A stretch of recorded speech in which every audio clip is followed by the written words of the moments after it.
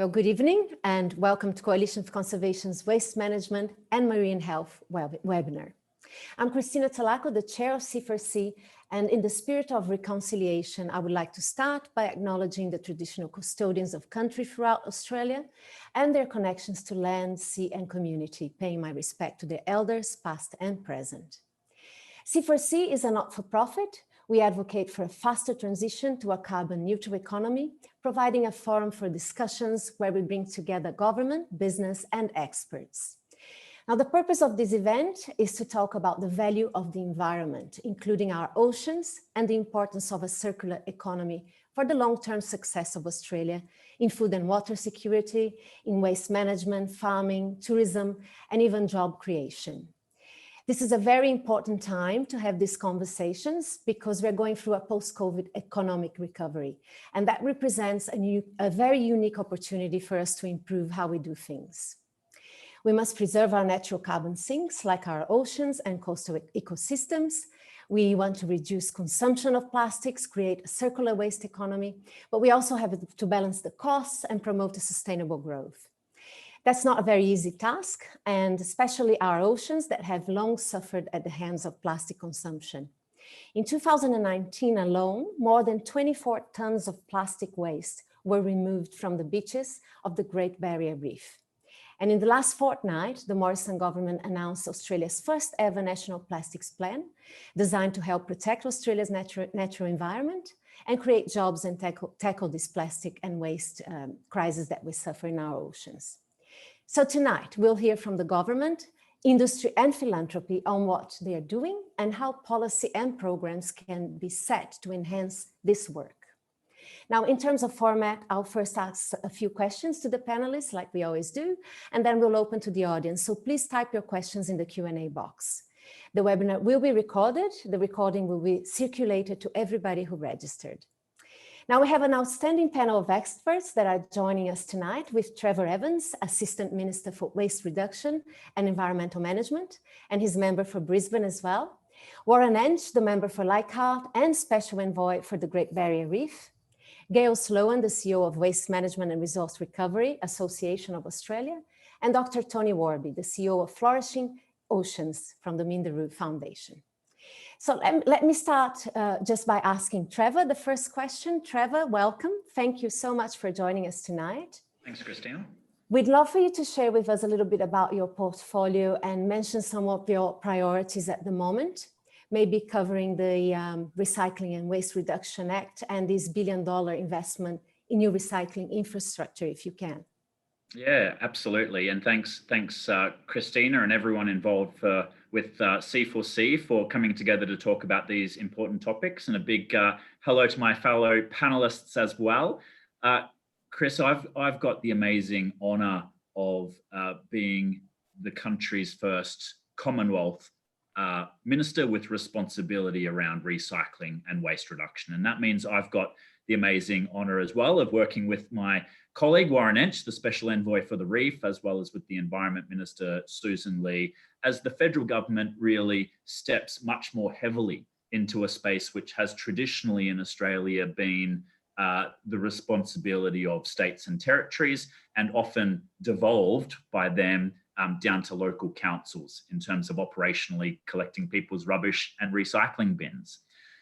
There's so much that we could talk about here, and I always talk for too long because I'm far too passionate about it. So maybe I'll start with where you ended, which is around the economic and environmental opportunities that confront us in this space. Right now, at the end of 2020 and heading into a post-pandemic period, the government has really recognised that there are a number of key areas that can help us to build a more circular and sustainable and stronger economy. And when we think, for instance, about the recent announcements around manufacturing, the federal government has identified 6 priorities where manufacturing could be a potential competitive strength of Australia. And one of those indeed is around recycling and remanufacturing. We believe that the measures, initiatives and laws we're bringing to the table won't just help to protect our environment and to bring about that circular economy for the environment's sake, we believe that this can be a key plank of our economy in a central way going forwards. And we think the measures that we've already announced will create something like 10,000 or more jobs around Australia in recycling and remanufacturing. 10,000 more jobs, very sustainable jobs financially as well as environmentally, and jobs actually in the parts of the country that probably need them the most. The regions, regional cities, the outer suburbs, and some of the old industrial centres.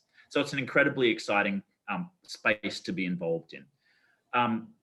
Out of all of the initiatives and programs I could mention, I guess I'd just characterise the journey thus far as follows. After my appointment, the government had a job to do to bring all of the governments of Australia together and make sure we're all working to one plan, and that the plan has strong targets and very clearly identifies who's responsible for what, including who's responsible for providing funding in various ways. So we got all of the governments of Australia together, and we created something called the National Waste Policy, and something underneath it, which is very important, the National Waste Action Plan. And that sets out targets for Australia over the next 10 years. Targets in all the places you'd expect to see them. Bringing down the total amount of waste, increasing the rate of recovery and recycling, targets for food and organic waste, targets for packaging, plans around plastics, and so forth. And that really provided the mechanism for the federal government to step in with confidence, knowing that the states and territories and local government and other governments in our region would be leaning in the same direction, and we wouldn't be heading off in different directions and undermining each other's efforts. Since then, we've done a number of very significant things as well. Last year, as you mentioned, we brought in the country's first comprehensive national recycling laws, and they finally passed through the Senate in December. We have put in place bans on exporting Australia's rubbish overseas, starting with waste glass, when that's already in place. Mixed plastics is taking effect in July. Our whole tyres will take effect in December. These are very quick deadlines that we're working to. But simultaneously, we've been bringing to the table funding, co-investments. So every federal dollar is matched by a dollar by the states and territories and matched by commercial industry, because we want this to be sustainable financially. To create the facilities and the infrastructure we need in every state and territory around Australia, so that we can start to treat our own waste streams, so that we can sort and recover things like plastics and tyres, and make sure they're treated as commodities that can go into our manufacturing here locally, so we can be more self-sufficient and reliant. And so those jobs are created. There's lots more I could talk about, but I'll just highlight a couple of other key ones. A big focus on product stewardship in our approach, which is about empowering the experts and the product owners, industries and businesses to take more responsibility for the products that they're selling, and what that means in terms of recovery, recycling, or waste at the end of the useful life of those products. So a very big emphasis on product stewardship. A very big focus on the food and organic waste targets that we've set ourselves. So we want to halve food waste by 2030. Very strong actions in the space of packaging. By 2025, Australia plans to have all of our packaging here, including the stuff that we import from overseas, being either recyclable, reusable, or compostable. And we are rolling out new education campaigns by way of the Australasian recycling label that's appearing on more and more products on the shelves. And as you mentioned, a new plastics plan for the nation, which in very brief summary, I'm happy to answer any questions on it, looks at how we can prevent, reduce, and refuse plastic in the first place, how we can get better recycling outcomes out of plastics when they are necessary, how we can improve consumer education and awareness, the priorities that we have in terms of minimizing the harm to the environment and the leakage of plastics, particularly into marine environments and waterways, and also where Australia fits into global efforts here and the leadership role that we can potentially play both in our region and around the world. So I've spoken for far too long, as I predicted I would. So that's my first foray. Happy to answer any questions. No, you were very concise, and it sounds like a very ambitious and comprehensive plan for for recycling. So it's really interesting to hear, and we'll hear more a bit later. I'll just go to Warren now, because Warren, well, first of all, great pleasure to have you with us for the first time. Thanks for being here, Warren. And there's a massive correlation, obviously, between plastic and waste and the ocean's health, and you know that very well. Could you tell us a little bit about your work on plastic and your pilot program with Leichhardt? Well, actually, what happened was the work that Trevor's been talking about. It dovetails perfectly into to what I'm endeavouring to do, and to show that the economy of scale on how we can actually make this work around the country. I mean, in metropolitan areas, you have that you have the volumes there that make the industries a lot more sustainable, and so what we don't know is what catchment we require to be able to create an industry in regional areas. Now, of course, this ties in with the work I'm doing on the reef, very much so, because the huge amount of debris, that plastic waste that we collect off our sea, and of course our waterways, is phenomenal. So what I did was I established a pilot project, which I've had funded, and it's been done through regional RDA, Regional Development Australia. And I've actually just brought in a report now, which I'm pleased to say says that it is a very profitable initiative. Trevor, you're listening to this, I take it, and it's very, very viable.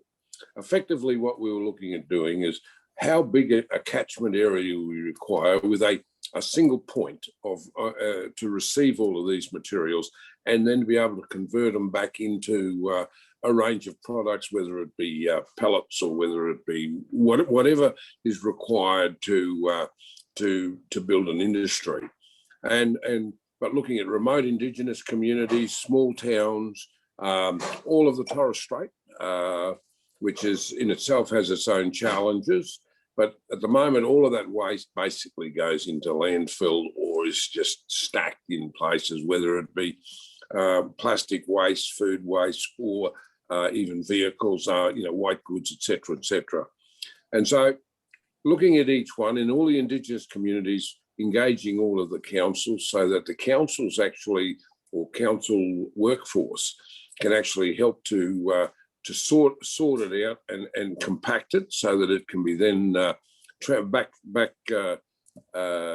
transported back to a central point, which at this stage is in Cairns. It's we have a point there operated by the local council. In the Torres Strait, again on Horn Island, looking at a decontamination because of quarantine risk point on Horn Island where everything can be washed and cleaned, so you don't bring any contaminants back. And again, containerized, compacted, etc. And using an existing network that we have in place, all of those islands are supplied by a company called Sea Swift. They take all their goods up there, but they come back empty.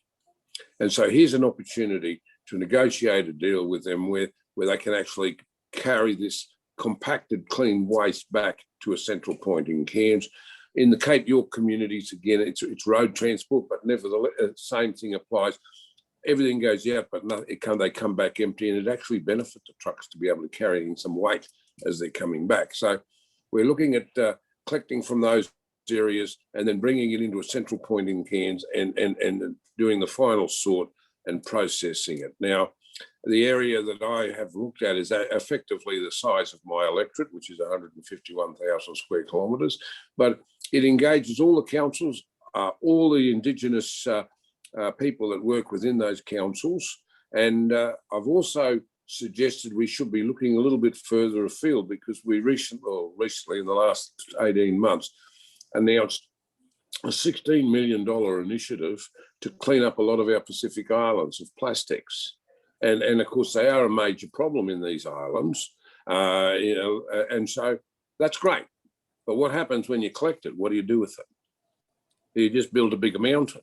And so part of the program that I'm suggesting here would be to able to containerize all of that stuff that is collected, and use that as part of a resource, bringing it back to a central point to help to build our industry.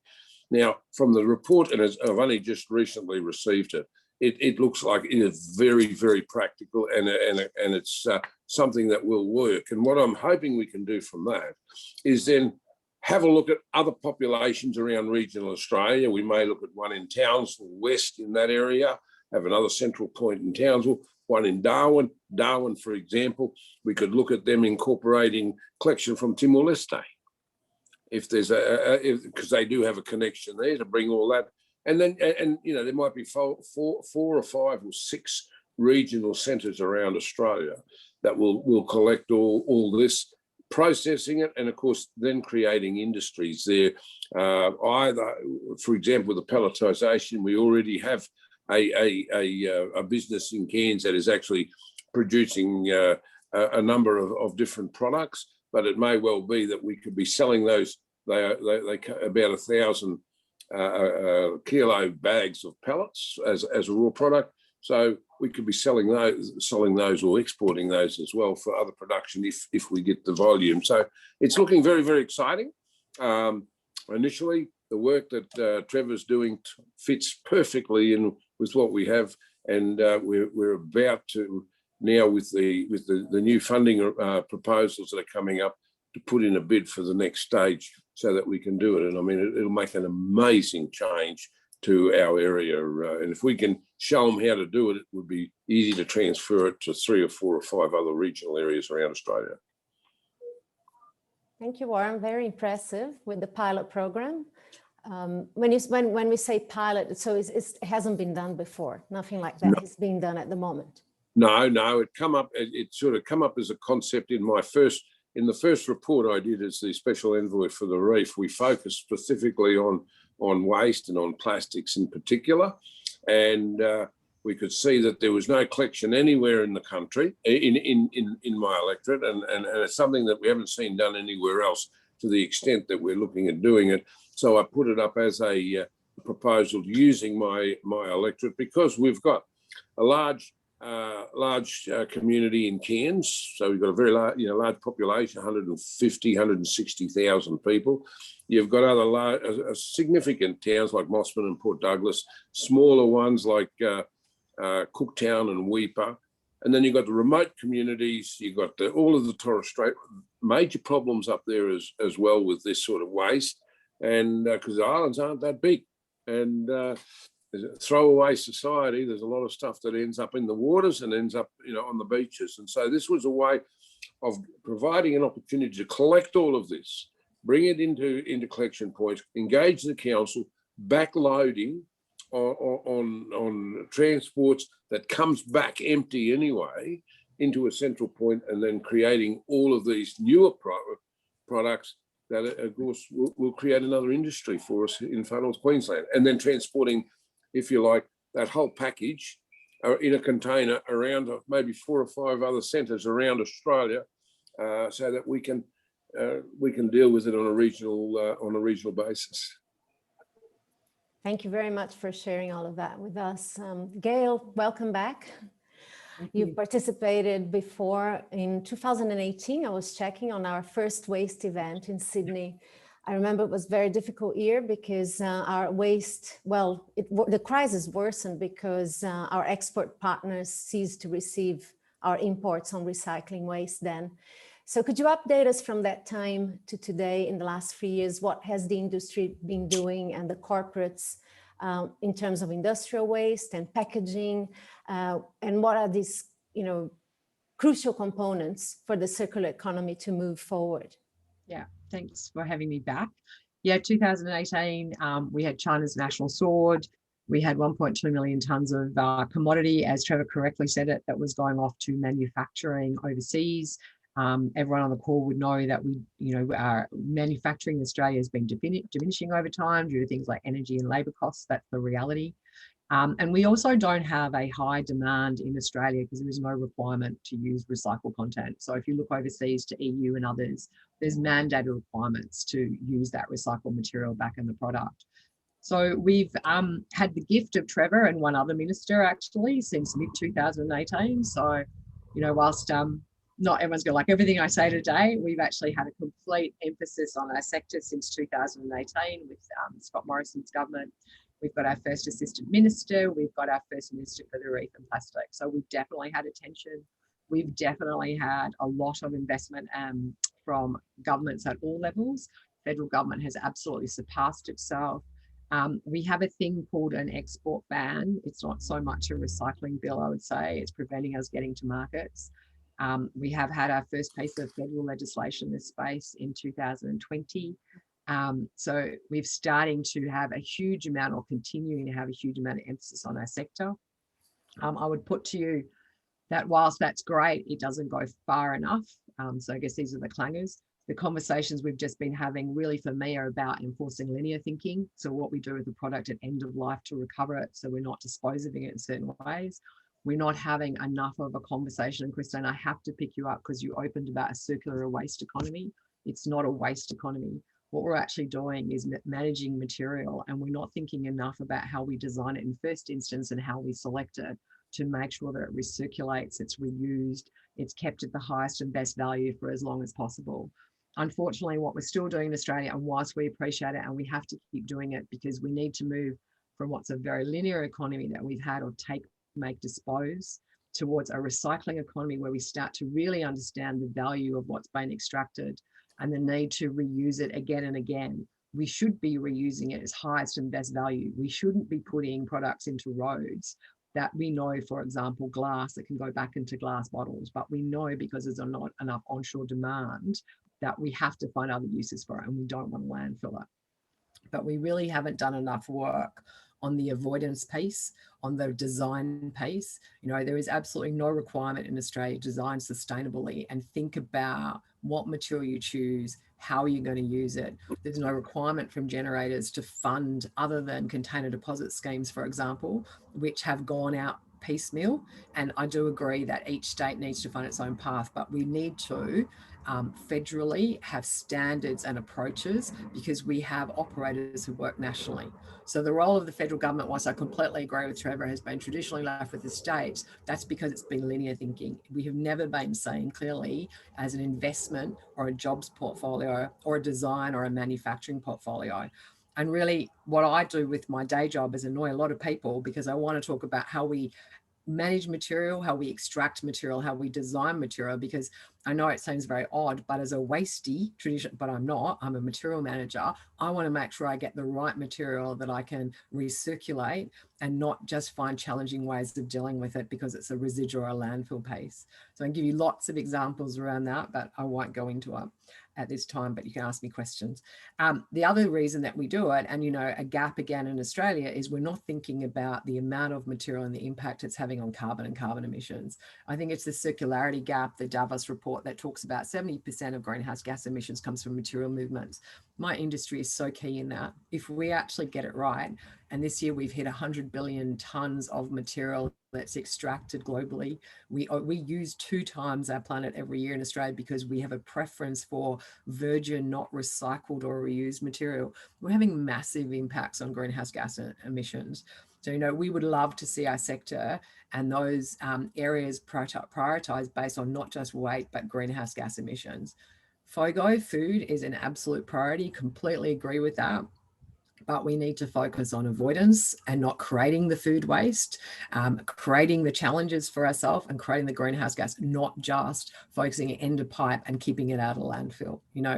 We get confused because we obsess about plastic. We talked about 24 tonnes of plastic on beaches. We're handling 74 million tonnes nationally in Australia, and that excludes mining waste and agricultural waste. If we were to include that, we're at 700 million tonnes of material in Australia. So we really, my goal before I finish in this role is to have rethought that paradigm and got through that recycling economy to that genuine circular economy where we design for reuse, repair, remanufacture, and think in a systems-based approach to material, because we can also assist markedly with carbon and the impacts we're having. Thanks, That's Gayle. succinct enough. Yeah, thank you. Yes, there's also electronic waste. There's all sorts of waste, and fashion. The fashion industry is a big polluter as well. We have Yeah. 900,000 tonnes of textile material. We don't have anyone in Australia who's actually recovering that, right? So we do have relationships with overseas, but again, when you look at the circularity gap, report 100 billion tonnes of materials extracted, over 52 billion tonnes of that is short form material that goes in clothing, gadgets. You know, great article today in The Guardian about designing for obsolescence. We are continually encouraged to consume without any obligation on those who are bringing the product to market to have a home for it. We absolutely need to change that paradigm. That's more of a cultural change as well, which is really hard. And long term, that's why the government has to do short term and long term and middle term solutions. But thank you very much. I want to bring Tony in. He's been very patient waiting. Tony, it's a great pleasure to finally meet you virtually. You're representing Minderoo today. It's an Australian foundation with $2 billion committed to many activities, including returning our oceans to a flourishing state. So can you tell us a little bit about your role, the projects you're involved with, and how can people get involved with Minderoo? Thanks, Chris, and thanks very much for the opportunity to be here. I just say of the three speakers that have gone before me, I think there's an incredible number of important points that have made and a lot of commonalities. If I can just start a little bit with Minderoo, which may not be known to everybody on the call. As was mentioned, we're a philanthropic foundation based in Western Australia, established by Andrew and Nicola Forrest. And the Flourishing Oceans program is one of 10 different initiatives. And having been established in 2018, we've set ourselves the challenge by 2030 of returning the oceans to a flourishing state. And as you would all know, that sounds like almost a mission impossible, but we're absolutely committed to playing our part. What I would start by saying is that we have a portfolio of projects that are aligned to Sustainable Development Goal 14. We're very committed to making a major contribution to end overfishing, and we're developing a global fishing index that will help us do that. We're working with other big philanthropic and NGO organisations globally to advance the area of the ocean globally that's covered by marine protected areas, to ensure that we have good management plans attached to those MPAs as well. And in the plastic space, we're very committed to all of the topics that have already been mentioned, but we're taking two specific approaches with plastics that are perhaps a little bit different. And I'd just like to spend most of this next few minutes talking about those, because I think that's the general thrust of this call. The first is that we're really looking at the potential impact of plastics on human health. So we're very aware of the focus that's happening in relation to ecological health, the impact of plastics on the ocean. But there's a lot of unanswered questions about the impact of plastics on human health. And in particular, the impact of micro and nano particles of plastic that get into all of our bodies. So when you see when you see a empty water bottle or something sitting in a drain, it has a very significant ecological impact, for example. But so many of these plastics break down into tiny particles that we know enter the human body. And it's an open question as to the impact of that on our human health. There's some medical research that shows that there are significant issues. We know that the micro and nanoparticles of plastic leach the toxic chemicals that are included in the production of plastics. So if you think of plasticizers and fire retardants and all of these nasty chemicals, they all leach out of these tiny particles of plastic when they're in the human body. And for anyone who doubts that they're inside of us, you need look no further than the Barwon infant study, which is a cohort of pregnant women and babies that has shown of more than 1,000 samples, 100% of people have, in that cohort, have these literally endocrine disrupting chemicals in their system.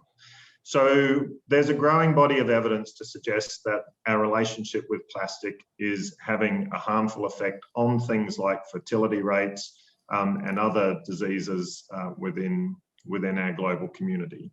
We think that's important because if we can show causal links between plastics and human health, we believe that that will be a major factor that will help drive a better relationship with plastic, and to Gayle's point, will ultimately help drive a redesign of plastics.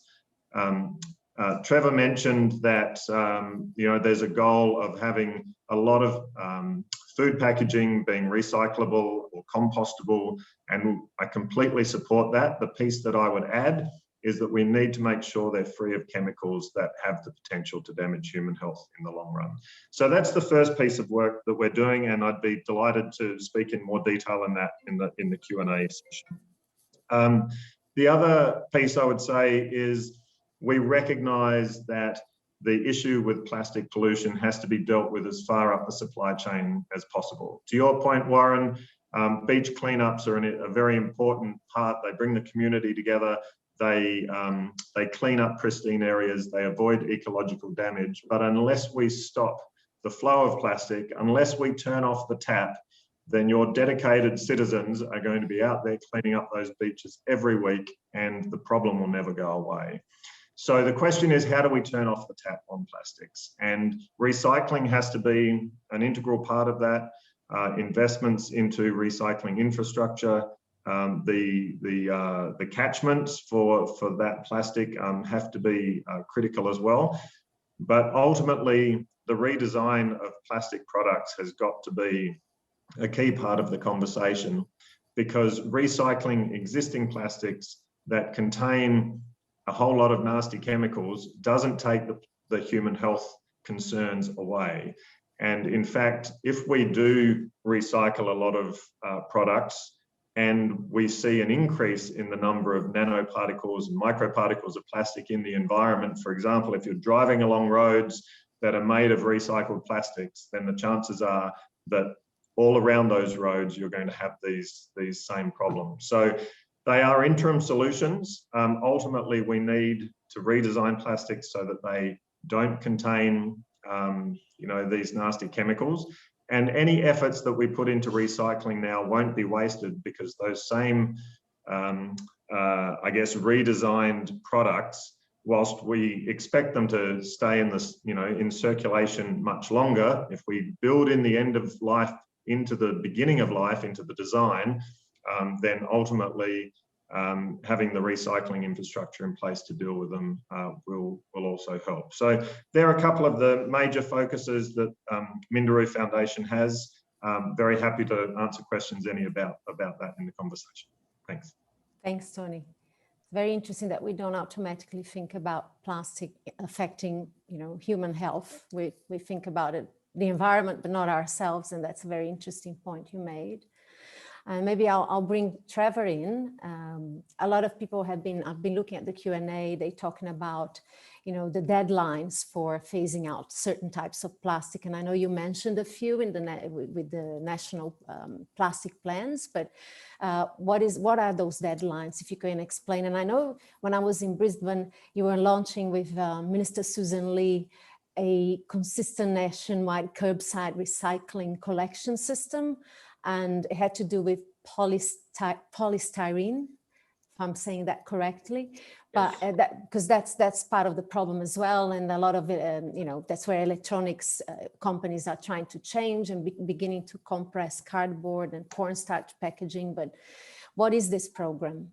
Yeah, thanks, Chris. It's a very good way for me to actually follow on from some of the things that were raised, including by Tony and by Gayle. So the National Plastics Plan is what we released a few weeks ago, which you're referring to. And, it's very important, the point that Tony made, that the emphasis in that plan is first and foremost around prevention, avoidance, and refusal, before you then move to the question of better recycling of the plastics that you can't either avoid or refuse or prevent. So that design piece is fundamentally at the heart of not just the plastics plan, but actually the recycling laws as well, because that heavy emphasis on product stewardship that I mentioned is how you empower the manufacturers, the designers, the retailers of products to start to think about what happens to their products at, when their products are at the end of their useful life, and to try to bring about those circular economy outcomes that Gayle was mentioning. So the plastics plan does have quite a significant number of actions in it, really. You referred to one, which is the federal government's very clear commitment to work with the states and to work with councils to try to get better bin harmonisation at the curbside here in Australia, so that everybody can do a better job of their recycling efforts, and so that we can better commoditise a lot of potentially recyclable materials by ensuring that the feedstocks for manufacturing are less contaminated and are more consistent and are according to certain specifications. So that's there's a lot of benefits to that. You also mentioned some of the timelines of the targets that we have around packaging. So just for everybody's information, the national packaging targets broadly are clumped into 4 areas where we're hoping to achieve various things in packaging in Australia by 2025. The first one is to increase the amount of recycled content that there is in Australia's packaging to create that demand side for the recycling and circular economy outcomes that we want to see. In fact, Australia met that target about a year ago. The initial target was 30% on average recycled content. And so what we've done is we've substituted a higher target of 50% on average recycled content in packaging. And we've specified that that there are targets specifically for different material types, because fibre, pulp and cardboard had been doing the heavy lifting in the substitution so far. And we wanted to make sure that that demand was equally there for some of the plastic polymers and the like, for some of the investments that are being made. As was mentioned, one of the other targets is ensuring that all of Australia's packaging is recyclable, reusable or compostable by 2025. And that goes hand in hand with another commitment, which is the phase out of unnecessary and problematic plastics in packaging by that time. The best way for me to describe the progress that's being made there is probably by reference. I've got a prop to show everybody. This is a box containing the new Australasian recycling labels. People will start to notice these on more and more of the products on the shelves. Not just groceries and food, it's across all product lines in department stores and fashion and so on, ultimately all of them. But supermarkets, of course, is where people think first and foremost about packaging. It's on about a quarter of the products on the supermarket shelves at the moment, after less than 2 years of the rollout. The inclusion of those labels isn't just about better education. It doesn't just let us all know whether we can put something into the recycling bin in that split-second decision we make at the bin phase. The really important thing behind it, in my mind, is the design principles that it reinforces. Because if you're the product owner of this, you want the neat little recycling labels on your product that tell your consumers that they can recycle your packaging. You don't want the ugly bin labels. And so at the moment, the packagers, the manufacturers, the retailers and others in the supply chain are going through their products one by one, and they're getting the technical assessments made as to which labels go on their products. And that's driving that redesign process right back at the start, where it really, really needs to be. And you're starting to see the outcomes of that on a daily basis now. McDonald's no longer having plastic straws, Coles phasing out their single-use cutlery, plastic cutlery, Woolies phasing out their non-recyclable meat trays. These are the sorts of outcomes you're going to see day by day, week by week, as the packaging targets are worked on. So lots there to talk about. The other one that I would call out is that in some instances in the National Plastics Plan, we're bringing forwards the targets from 2025. You mentioned polystyrene. We have identified that we believe not just that polystyrene, expanded polystyrene in packaging and food and beverage is a huge priority issue for the environment. Whenever I'm doing creek cleanup or waterway cleanup days, or I've gone to Far North Queensland with Entsch and looked at cleanup activities around the Great Barrier Reef, expanded polystyrene is one of the most collected items that you'll do on any cleanup day. It's very clearly present and a big proportion of the marine debris that is collected. So we're bringing that forwards. We're working with industry to phase out expanded polystyrene in packaging and in food and bev by the end of next year. That's one of the many actions that's in the plastics plan as well. Thank you. Can I just add there, Christina, a couple of points. Tony made there, which I think are very relevant. I think the toxicity of these nanoplastics is something, the impact on human health is a serious issue. And I think it's important to note also the ever increasing ingestion, and I mean, focusing on the seas here, our fish species, for example, we're finding that they have higher and higher levels of contamination of nanoplastics. And of course, when they are then consumed, that is transferred into us that eat them. And this is becoming a major issue. So you're right, we clean up the beaches, but the amount of nanoplastics that is actually floating through the ocean that is consumed by a lot of those fish species that we then rely on as part of our protein is something that we really need to be aware of. And the second point I'd like to make in relation to plastics is at the moment, the major problem that is a significant pricing disparity between virgin plastics and recycling. It makes it very, very difficult to develop a recycling industry when the price of virgin plastics is so much less than the recycling product. And so I think there may need to be some sort of consideration for a market mechanism so that there is a higher price and factor in the environmental impacts, to put a higher price on accessing virgin plastic materials, so that at least then the recyclables got a chance to get in there and actively compete. I'm sure that wasn't a policy for the government that you were just proposing there for a plastic tax, because I would support that, Warren, straight away. A tax on virgin plastic, which we've got in France and England. So I'm all for that. We got to have a mechanism there that discourages people from using these virgin products. Otherwise, all you're doing is creating more. You're not contracting. And I just think it makes a lot of sense.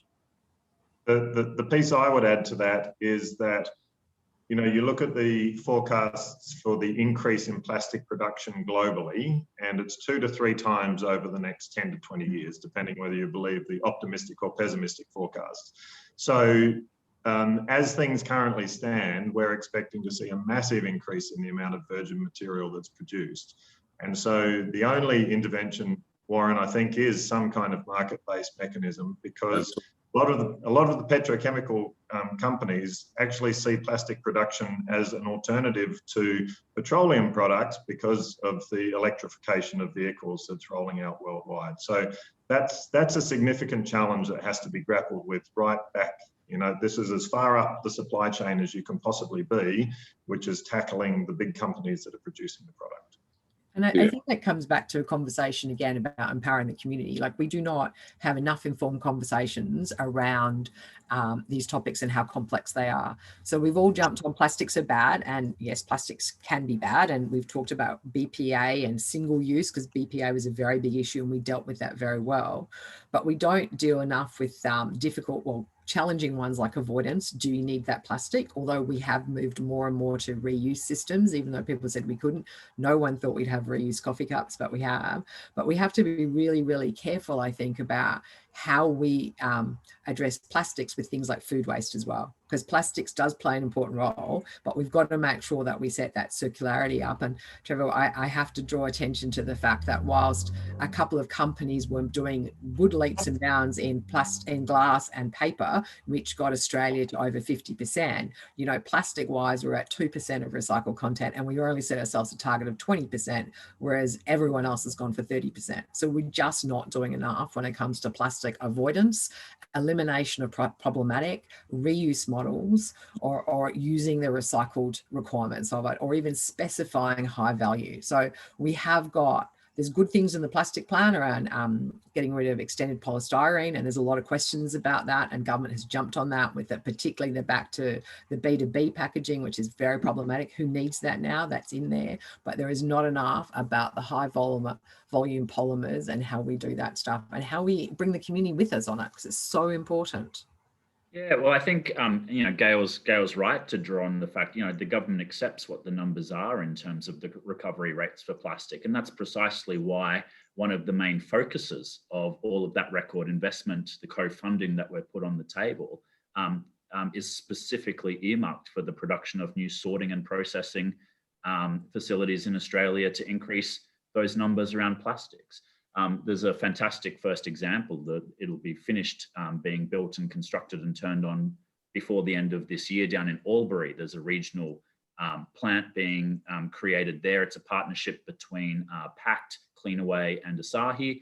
It's going to be receiving, sorting and recovering close to 30,000 tonnes of plastic a year. That one didn't even require any federal government money. They just looked at the policy settings that we're starting to bring to the table, and the numbers started to add up. The New South Wales government put some funding in, but the feds haven't. And that alone is going to be 3% of Australia's plastics, being recovered and recycled right then and there. So when you consider all of the other infrastructure and facilities that are going to be built with the Recycling Modernisation Fund in the months and years ahead, we're talking significant increases in Australia's capacity to increase that recovery and recycling rate for plastics. And we need it. Hundreds of thousands of tonnes of new capacity are needed here in Australia, and that's why the money is so significant.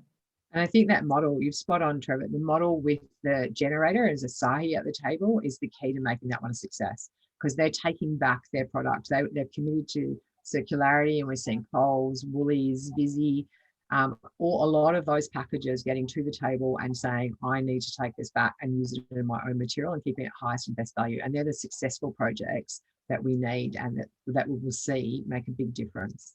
100%. I might ask a few questions from the Q&A from the audience now. There's quite a few. One to Dr. Warby. What materials should be used, for example, for Lego bricks? You mentioned that, we should replace. It shouldn't be put in the ocean. So yeah, exactly. Well, they're not for landfill or the ocean, people. They're for high value reuse, not for littering. But anyway, exactly. I'll leave that one for you, Tony. I completely agree with Gayle. You've got a product in Lego bricks that are probably handed down from generation to generation. What I would say to the manufacturers of Lego is talk to your material scientists and make sure that there's no nasty chemicals in your Lego bricks that need to be there. And I think that's where the innovation and the science and the new tech has to come into this discussion, because it's easy to say, well, we need to redesign plastics so that they don't have a harmful effect on human health. We need to redesign. We need to design that out of it. We've done some early work with some of the, looking at the chemicals that are in plastics, and some of them, as I mentioned, potentially endocrine disruptors. They're very nasty chemicals, and there has to be ways of getting it out. Right. And Warren, let's go back to the Great Barrier Reef, especially because I've been there recently. Very interested to hear from you. What's the current health of the reef? Has it improved, or is it which way it's going? And how can we continue having all the tourism and still maintain, protect the reef? Because it sounds like a very difficult balancing act. Well, actually, tourism can play a very significant role in the management of the reef. All right. Because in fact, we just had a recent initiative where, because of COVID-affected businesses, we've actually funded 17 reef operators to continue to operate in their areas, because they are monitoring and reporting and they're going back to, and this is information used by the Great Barrier Reef Marine Park Authority and ultimately by the Marine Institute. So they actually play a very critical role. I mean, when you think about the Great Barrier Reef, and this is important. A lot of people don't realise what we have here. We're talking about 2,600 kilometres in length, so right up to the Torres Strait. We're talking about 360,000 square kilometres in area. That's the Great Barrier Reef Marine Park. Now, we talk about how much reef do we have in that area. Now, a lot of people will be surprised to know that we have of that area, only about 7% is the reef, 7%. And so, but it's made up of a whole myriad of small reefs over that whole area. And I think this is where we need to be aware that at the moment the reef health is not too bad. I mean, we've had a recent bleaching, but as you've seen yourself and reported back to me, the corals are looking fantastic. In some of those areas that were more severely bleached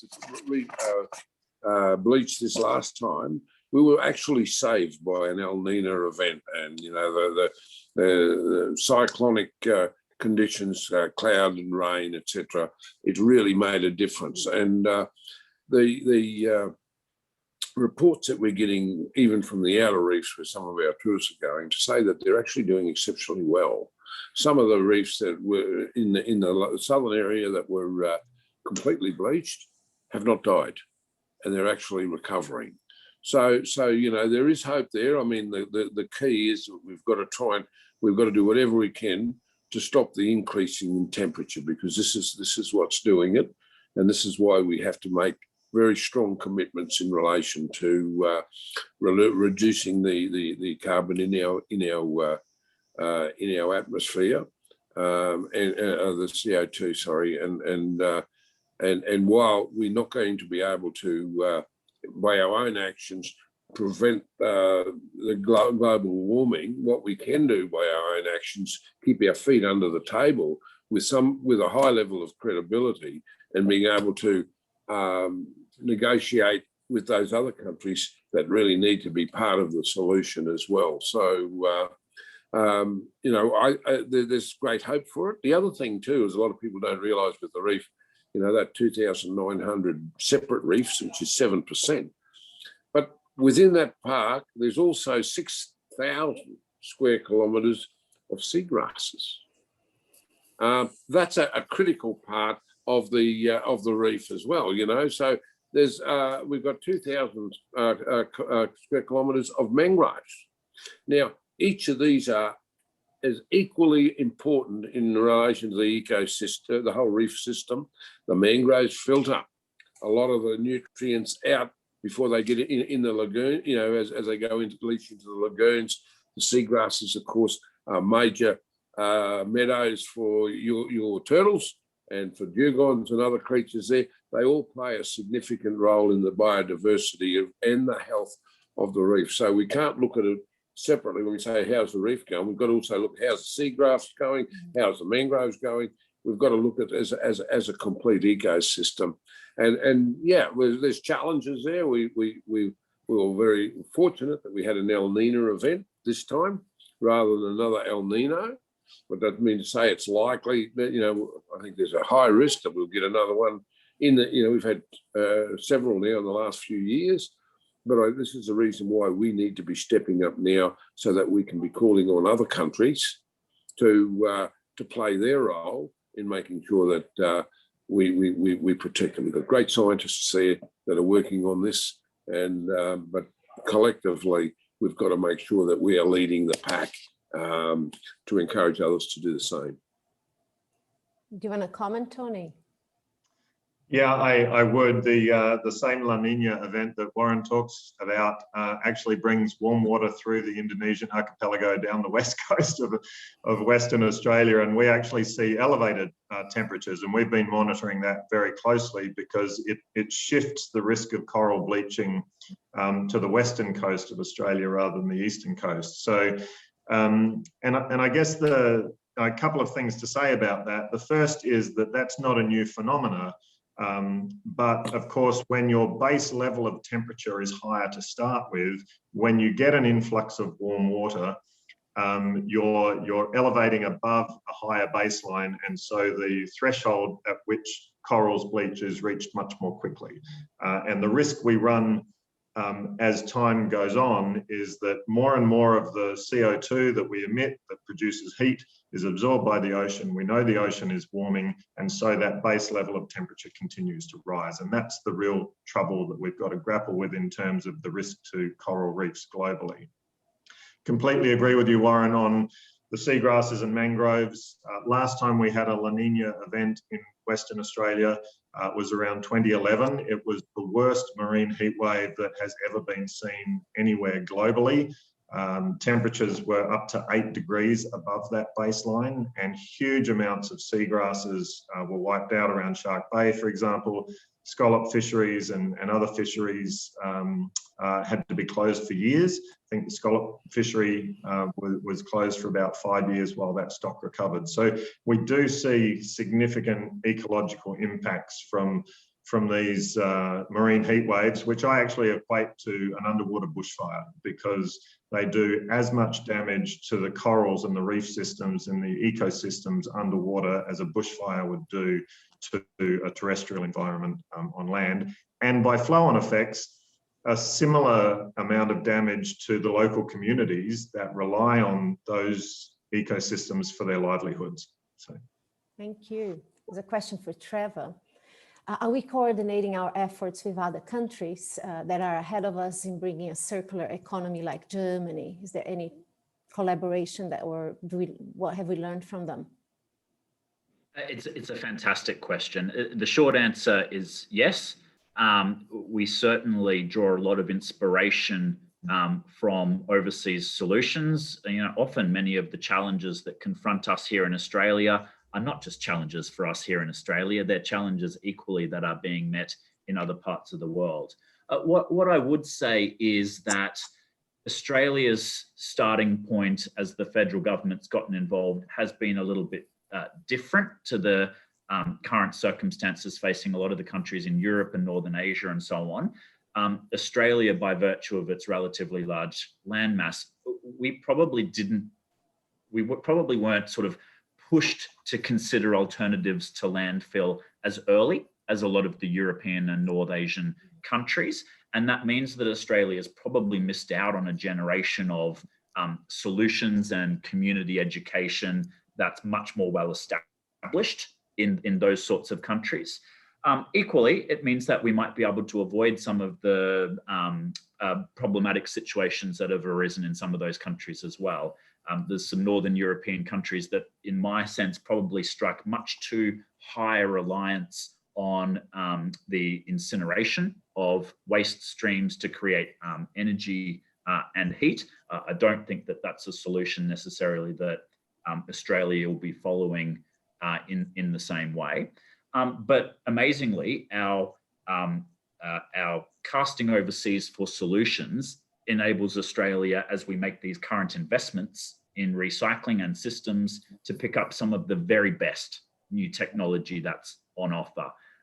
If I could explain it to the people on the line in the following sort of anecdotal way, I'm not a total tech head as Gayle is when it comes to the names of everything that happens in recycling facilities, but the way I characterize it is this way. Imagine your recycling bin, your commingled recycling, being emptied onto a conveyor belt. And that conveyor belt agitates and separates out everything as it travels up the conveyor belt. And then lasers, essentially spectrometry, can determine using optical sensors what each of those materials is. And not just saying that's cardboard and that's plastic, but potentially saying that is clear PET polymer plastic, whereas that is white PP plastic or something similar. And by virtue of being able to use jets of air, magnets, eddy currents, the technology can mechanically separate all of these potentially recyclable material streams, and you end up, without the sort of labor-intensive solutions we've relied on in the past, you can end up with quite well separated materials with very low contamination rates. That's something that we have in a few places around Australia. It's something that we aspire to have in many more places around Australia. I might ask something that Gayle might be able to answer, and that's my question actually, because I was very surprised when I was doing a bit of research to find out that Australia is the 4th largest contributor to food waste in the world. I don't know if that's correct, but that's what I read. So I just want to understand why, why is it that Australia, why do we produce so much waste here, especially food waste? We're the second highest contributor or creator of waste in the world, actually, after the US. So we have a really strong consumption linear model of thinking. And I think for me, it's evidenced by this conversation today that we talk waste all the time. We never think about it as valuable material that's been developed, grown, nurtured, And we've been encouraged in Australia to just to take, make, dispose, because we always do things like talk about retail sales. Like it's a sign of wealth if you eat more, if you buy more, if you have more gadgets. You know, years ago we used to buy storage rooms to hold all our gadgets because they wouldn't be in our home. You know, Kennards make a mozza out of it. So we're not going to, and with food waste, we tend to do things like buy just in case, not just in time, like our parents used to. You know, we buy and we throw out because we don't value it. So that and again, and when we talk about waste, and I hate that word waste, we talk about cheap. We don't recognize the intrinsic value. So that's why we do have things like landfill levies, because it's saying there is a cost associated with this and we want to make you think about it. So we need to really change towards thinking about material the whole way through. What is that resource? Do we need it? You know, if we avoid food waste, if we actually, and there's a fantastic program called Love Food Hate Waste that RAP UK have done, and to the credit of federal government, they have set up a Stop Food Waste body in Mark Bethel, who's one of the main drivers out of that, is out of RAP UK. And you know, they're so far ahead of us. We're so far behind Australia, but they do major campaigns on avoidance. You know, you can put $30 to $60 a week back in people's pocket by helping them learn how to buy food correctly, using shopping lists, you know, cooking with leftovers, all those things that you focus on. The avoidance was at the high end of the hierarchy before we get into this conversation about what do we make with what's thrown out. And we absolutely need to make that fundamental shift. And I'd probably say that whilst we're later in Australia and we're able to use landfill, again, it comes back to, you know, we're in a dilemma in Australia because we make so much money out of extracting raw materials, and we talk about the money we make from it, how rich we get, but yet we don't value it and think about that's material that is consuming the planet, that is causing greenhouse gas emissions, that is pushing energy up and everything else. And we really, really need to shift that paradigm towards this is valuable material that we should be using over and over. And at some stage, we have to stop consuming this planet. And I'm not a greenie, but I just feel like we really need to rethink the paradigm around what are we buying? Do we need it? Can we reuse it? You know, do I even need to put it into a bin? And, you know, and I would say to everyone who's on this call tonight, stop buying and stop the mindless consumption and start thinking about what you really need, what's on the shelf. Do you know that that is genuinely recyclable? Do you have a home for it? You know, we've got a big challenge coming with compostable packaging. There is no bin at curbside other than South Australia that can take that. And there is very little takeaway at a public place to deal with it. Yet we're all told we're doing something well. No, we're not, because that's going to landfill. So we really need to educate the public about what they're buying and where it goes. And ideally, it doesn't come to my industry. Only a small amount comes. So as consumers, we should really be part of that solution as well. So there's a huge educational. And as generators, I need to be responsible for what I put on. It's not just an empowerment, it's a requirement. We don't have much time left, but I would like to have two questions. One, Julia is talking about agricultural waste, and I think it's because last night at Foreign Correspondents, I don't know if you watched, they were talking about New Zealand and their waterways being highly polluted by agriculture. Is there much of a problem in Australia, Warren and Trevor, with agricultural waste? Well, of course there is, and I mean, one of the major problems, there is a fair bit of monitoring of water systems, like we've seen happen in New Zealand, and I'm not aware of any, particularly in regional areas. It is monitored. It's not to say it doesn't occur, but there certainly is in relation to a lot of the plastics that they use. Single-use plastics for agriculture, for example, and watering and what have you, and of course plastic chemical drums. I mean, massive volumes of those as well, and that needs to be addressed. And I think it was fair to say that Gayle made some reference. If you start adding agricultural plastic waste to the equation, it suddenly goes through the stratosphere, and that's a reality. Yeah, and with mining waste. But there are some terrific programs that are going on with like Drum Muster. There's an agricultural plastic stewardship scheme. So, you know, I think the people in agriculture are very acutely aware of it. But the big challenge is obviously the product that doesn't meet spec, that's left on farm, you know, the pesticides. You know, we're at a real tipping point in Australia at the moment, as I understand it. And there's a lot who know more about, you know, the quality of the pesticides we're putting in and how that runs off. So, you know, we have to get to a point that our soils are more nourished, that our food is healthier, and we can go more circular. And Ellen MacArthur Foundation have just done a really good piece of work on taking food circular that addresses a lot of that stuff too. So it's definitely worth a look at as well.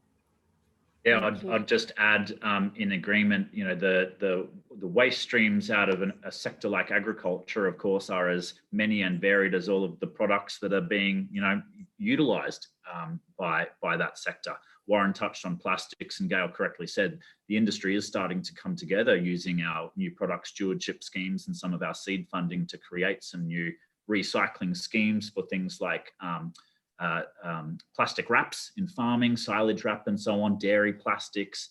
These sorts of schemes are being developed right now utilising our new laws and our seed funding. Gayle mentioned the food waste component. All I can do is nod my head in furious agreement. Not only is there the huge emissions reduction opportunities out of food waste, every single household on average would save more than $3,000 a year if they didn't waste the food and the groceries that they're buying but not using. More than $3,000 a year on average per household. And I've got to say that household waste is only actually a fraction of the total pie involved in the supply chain around food and organics. For every dollar that is wasted through that household model, there's an equal amount that's wasted behind the farm gate in terms of producing to spec or not producing right. And of course, there are losses at other points in the chain around logistics and refrigeration and so on as well.